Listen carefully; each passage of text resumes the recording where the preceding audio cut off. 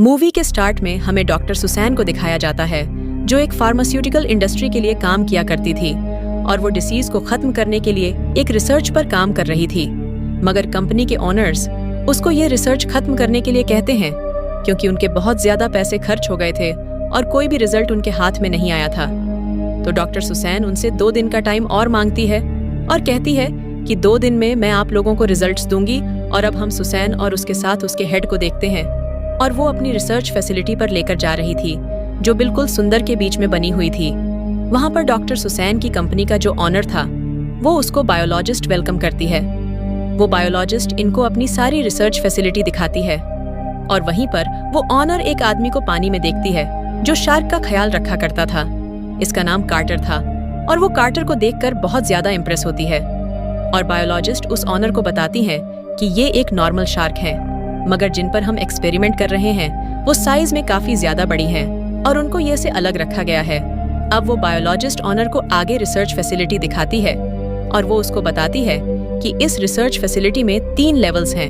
Level 1 पर group members रहते हैं, जबकि लेवल 2 पर लैब और शार्क्स हैं और लेवल 3 पर पूरी एयर लॉक फैसिलिटी बनाई गई है, जहां पर हम उन शार्क को लाकर उन पर एक्सपेरिमेंट करते हैं।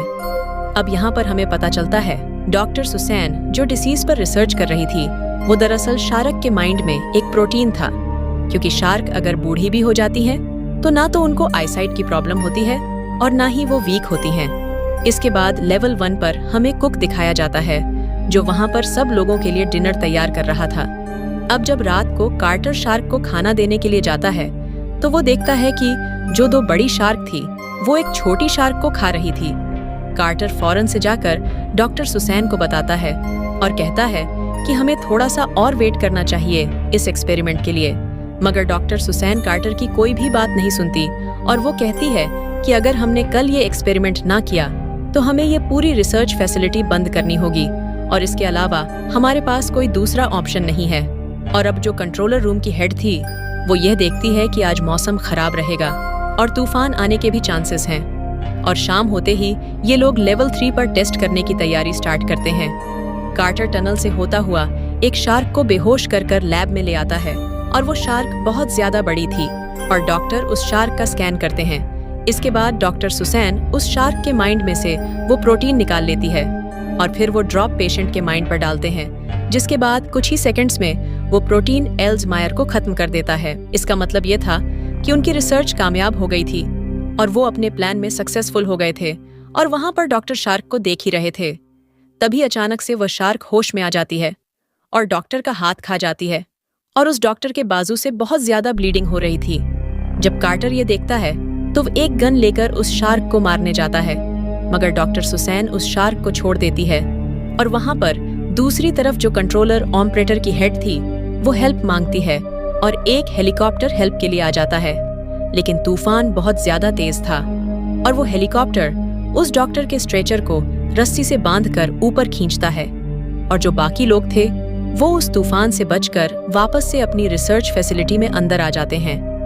तभी जो हेलीकॉप्टर डॉक्टर को लेकर जा रहा था उसकी रस्सी में कोई प्रॉब्लम हो जाती है और वो रस्सी लूज हो जाती है, जिससे वो डॉक्टर पानी में ही गिर जाता है और उसको एक शार्क पकड़ लेती है और उसको अपनी तरफ खींचती है, जिससे वो हेलीकॉप्टर अपना कंट्रोल खो देता है और डायरेक्ट जाकर कंट्रोल टावर से टकरा जाता है, जिससे बहुत बड़ा ब्लास्ट होता है और उस ब्लास्ट में कंट्रोलर ऑपरेटर की हेड भी मर जाती है। और ये ब्लास्ट इतना ज्यादा बड़ा था कि इसने हर लेवल को हिलाकर रख दिया था और उनके रखे हुए प्लेन्स और बोट भी इस ब्लास्ट में तबाह हो गए थे।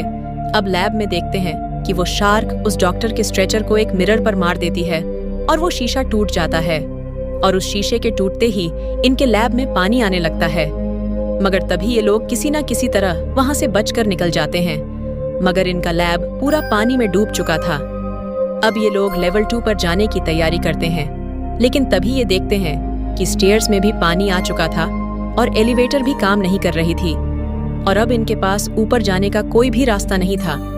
और दूसरी तरफ हम उसी कुक को देखते हैं और ये लेवल 1 पर था और चेक करने के लिए जा रहा था कि आखिरकार ये सब क्या हो रहा है। और तभी अचानक से वहां पर भी पानी आ जाता है और लेवल 1 भी सारा डूब गया था और लेवल 1 में एक शार्क भी आ गई थी और दूसरी तरफ डॉक्टर सुसैन और उसके साथ बाकी जो उसके साथी थे वो नीचे रास्ता ढूंढ रहे थे। तभी अचानक से उनको एक डोर पर पता चलता है कि शार्क उस डोर को तोड़ना चाहती है और कुछ ही देर में शार्क उस डोर को तोड़ देती है और वहां पर भी पानी भरने लगता है। मगर ये लोग एक सेफ जगह पर पहुंच जाते हैं। अब ओनर को ये सब कुछ समझ नहीं आ रहा था कि शार्क ऐसा कैसे कर सकती है, और ना ही कार्टर इन सब के बारे में जानता था, जो कि शार्क का ख्याल रखा करता था। तभी वो ओनर सुसैन से कहता है कि मुझे सच सच बताओ, आखिर शार्क ऐसा क्यों कर रही है? तुमने अपने एक्सपेरिमेंट में क्या किया है? तो यहाँ पर सुसैन ये रिवील करती है कि शार्क का माइंड इतना बड़ा नहीं होता और उसमें से इतना ज्यादा प्रोटीन निकालना इतना आसान नहीं था। तो इस वजह से डॉक्टर सुसैन ने और दूसरे डॉक्टर ने मिलकर इलीगल तौर पर उसके माइंड को जेनेटिक इंजीनियरिंग से बड़ा किया, ताकि ये हमें ज्यादा प्रोटीन प्रोवाइड कर सके। और यही वजह है कि ये शार्क बहुत ज्यादा स्मार्ट हो गई है। तभी दूसरी तरफ लेवल 1 पर हम उसी कुक को देखते हैं, जिसको अचानक से शार्क नजर आती है और वो शार्क उसके पीछे आ रही थी। ये किचन में जाकर छुप जाता है और ये एक शेल्फ पर चढ़ जाता है और शार्क भी किचन में एंटर हो गई थी। तभी उस कुक को अपना पैरट नजर आता है। वो अपने पैरट को बचाना चाहता था, मगर तभी अचानक से शार्क आकर उसके पैरट को खा जाती है और ये देखकर कुक बहुत ज्यादा डर गया था और नीचे गिर जाता है।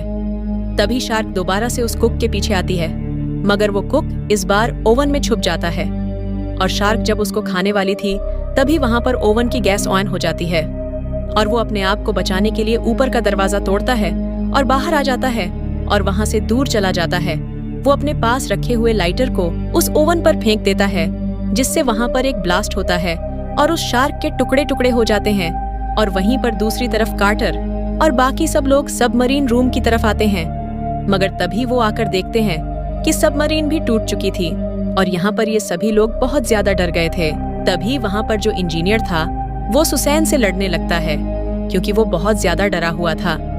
तो ओनर उन्हें कहते हैं कि तुम्हें लड़ना नहीं चाहिए, बल्कि तुम्हें टीम की तरह काम करना होगा, क्योंकि अब यही रास्ता है, हम सब यहाँ से बचकर जा सकते हैं। इससे पहले वो ओनर अपनी बात खत्म करता, तभी पीछे से पुल से शार्क निकल कर आती है और दोनों शार्क मिलकर उस ओनर को खा जाती हैं और ये सब लोग बहुत ज्यादा डर गए थे। तभी ये लैडर से बाहर निकलने लगते हैं और हवा का प्रेशर इतना ज्यादा तेज था कि पूल का पानी उस रूम में भरने लगता है। तब कार्टर और वो इंजीनियर दोनों मिलकर उस रूम को बंद कर देते हैं और फिर ये आगे लेवल 1 की तरफ जाने लगते हैं, पर वहां पर भी शार्क आ जाती है और वो डोर को तोड़ देती है और उनका पीछा करती है। अब कार्टर को एक आइडिया आता है और वो लेवल 2 का दरवाजा खोलने जाता है, ताकि सारा पानी लेवल 2 के अंदर चला जाए और उन लोगों को ऊपर जाने का टाइम मिल जाए। अब ये लोग एक लेडर सीढ़ी के जरिए ऊपर चढ़ ही रहे होते हैं कि तभी वो सीढ़ी टूट जाती है और जो बायोलॉजिस्ट थी वो पानी में गिर गई थी। कार्टर उस बायोलॉजिस्ट की हेल्प करने की कोशिश करता है, मगर तब तक शार्क ने उसको पकड़ लिया था और खा गई थी। अब वो तीनों यह सब देखकर बहुत ज्यादा दुखी हो गए थे और ये तीनों अब बीच में ही फंस चुके थे, क्योंकि लेवल 1 का डोर बहुत ज्यादा ऊंचा था और इनकी सीढ़ी भी टूट चुकी थी। तभी वहां पर वो कुक आ जाता है और वो इन तीनों को वहां से निकाल लेता है। इसके बाद यहाँ पर कार्टर सबको बताता है कि हम सरफेस से 6 फीट नीचे हैं और अगर हम इमरजेंसी पंप को ऑन कर देते हैं तो स्टेयर्स का पानी वापस चला जाएगा। और कार्टर अपने साथ इंजीनियर को लेकर पंप ऑन करने के लिए जाता है और वो इंजीनियर पंप ऑन कर देता है, मगर जैसे ही वो पंप ऑन करता है तो तभी एक शार्क आकर उसको खा जाती है और उसके 2 टुकड़े कर देती है और कार्टर वहां पर बहुत ज्यादा डर गया था। अब इससे पहले वह दूसरे रास्ते से वापस जाता, वो एक और दरवाजा खोलता है और उस दरवाजे से बाहर आ जाता है। और वहीं पर हम डॉक्टर सुसैन को देखते हैं, जो कुक से कह रही थी कि मुझे अपना डांटा लेने के लिए अपने रूम में जाना है, पर सुसैन देखती है कि वह जगह डूब चुकी थी और वो उस जगह से अपने रूम में आती है जहां पर उसको डांटा मिल जाता है। मगर तभी एक शार्क उसकी तरफ बढ़ रही थी और सुसैन उस शार्क से बचने के लिए एक शेल्फ पर चढ़ जाती है, मगर इन सब चक्रों में डॉक्टर सुसैन का डांटा पानी में ही गिर गया था और शार्क डॉक्टर सुसैन पर अटैक करने वाली थी। मगर तभी वो वहां से एक इलेक्ट्रिक वायर को निकालती है और उस शार्क के मुंह में डाल देती है, जिससे शार्क को एक जबरदस्त इलेक्ट्रिक शॉक लगता है और वह मर जाती है। मगर उस शॉक की वजह से डॉक्टर सुसैन का डाटा भी जल जाता है। इसके बाद हम कार्टर को देखते हैं, जो दूसरे रास्ते से लेवल 1 तक पहुंच गया था और वो कुक उसको अकेला देखकर ये समझ गया था कि बेचारा इंजीनियर भी मारा गया है। इसके बाद ये कुक के साथ एक चेम्बर में जाते हैं और वो वहां पर एक सरफेस को ऑन कर देते हैं, जिससे उसका प्रेशर ऊपर की तरफ जाता है और शार्क डिस्ट्रैक्ट हो जाती है। और ये लोग भी ऊपर की तरफ आ गए थे, मगर जैसे ही ये लोग ऊपर की तरफ आते हैं तो शार्क उस कुक का पांव पकड़ लेती है। मगर वो कुक हार नहीं मानता और वो शार्क की आंख में अपने लॉकेट से अटैक करता है और शार्क उसको छोड़ देती है। अब कार्टर जैसे ही उस कुक को पानी के ऊपर देखता है तो जल्दी से वो उसको बचाकर वापस ले आता है और सुसैन उसको फौरन से फर्स्ट किट देती है। और कार्टर कहता है कि मैं समझ चुका हूँ कि ऐसा क्यों हो रहा है, क्योंकि शार्क अब फेंसिंग एरिया से बाहर जाना चाहती है। यहाँ पर सुसैन को भी अपनी गलती का अंदाजा हो गया था और वो अब कार्टर से कहती है कि इस शार्क को मार दो। और वो जब देखते हैं तो शार्क फेंसिंग एरिया को तोड़ रही थी, तो कार्टर वहाँ पर जल्दी से अपनी गन लाता है और अपनी गन में डायनामिक पाउडर भर देता है। और वो कहता है कि जैसे ही वो शार्क पर अटैक करेगा तो तुम इस वायर को बैटरी से अटैच कर देना, जिससे कि वहाँ पर ब्लास्ट होगा और शार्क मर जाएगी। और अब कार्टर उस शार्क को शूट करने के लिए जाता है, मगर वो शार्क बहुत ज्यादा दूर थी और शार्क उसको तकरीबन तोड़ ही चुकी थी, जिसमें इन्होंने शार्क को कैद किया हुआ था। अब सुजैन यहाँ पर एक टुकड़े से अपना हाथ काट लेती है और पानी में कूद जाती है, ताकि ब्लड की स्मेल से वो शार्क इसकी तरफ अट्रैक्ट हो। और शार्क भी अब सुसैन की तरफ बढ़ रही थी और कार्टर सुसैन को बचाने के लिए भागता है और सुसैन किनारे पर आकर एक स्टेयर को पकड़ने लगती है। मगर जैसे ही वो स्टेयर पकड़ती है वो टूट जाता है, जिस वजह से सुसैन पानी में गिर जाती है और वो शार्क सुसैन को भी पकड़कर खा गई थी। और कार्टर जब सुसैन को बचाने के लिए पानी में कूदता है तो शार्क उस पर भी अटैक करने लगती है और कार्टर उस शार्क को कसकर पकड़ लेता है और वो शार्क अपने आप को छुड़वाने के लिए बहुत तेजी से पानी में स्विम करती है।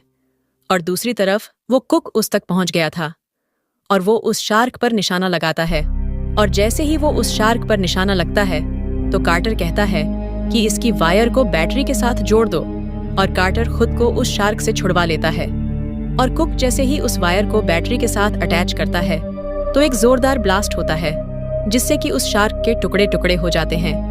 और कुक ये देखकर खुश हो गया था कि कार्टर जिंदा है और कार्टर उस कुक के पास पहुंच जाता है और दोनों रेस करने लगते हैं और मूवी यहीं पर एंड हो जाती है।